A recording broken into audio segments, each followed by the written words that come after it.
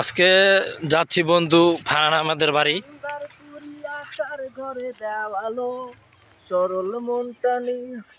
ওই তো সুন্দর হয়েছে তো। আজকে বন্ধুর বাসায় চলে আসলাম। তার অনেক কষ্টের টাকায় অর্জিত সে রাজপ্রাসাদ। এই যে বন্ধু অনেক কষ্ট করে টাকা জমিয়ে এই বাড়িটা দিয়েছে। তো বন্ধু আগামী শুক্রবার বন্ধুর ঘরের মিলাদ পড়াবে। তো দোয়া মাহফিল সে দাওয়াত দিল এবং তাই দেখতে আসলাম। পরিশ্রম ছাড়া কোনো কিছু অর্জন করা সম্ভব না। যে জাতি যত বেশি পরিশ্রমী সে জাতি তত বেশি উন্নত।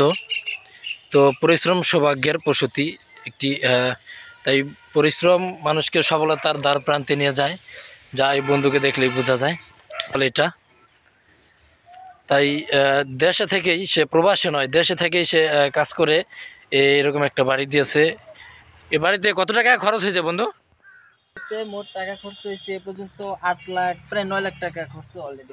আরো তো কাজ বাকি আছে, অনেক কাজ বাকি আছে। সামনে রং করা, পিছনে কাজ বাকি আছে, গ্রিল মানে যে জানা।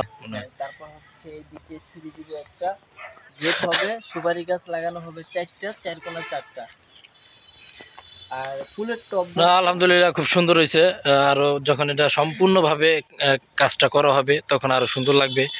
এই যে দরজার সামনে দেখেন।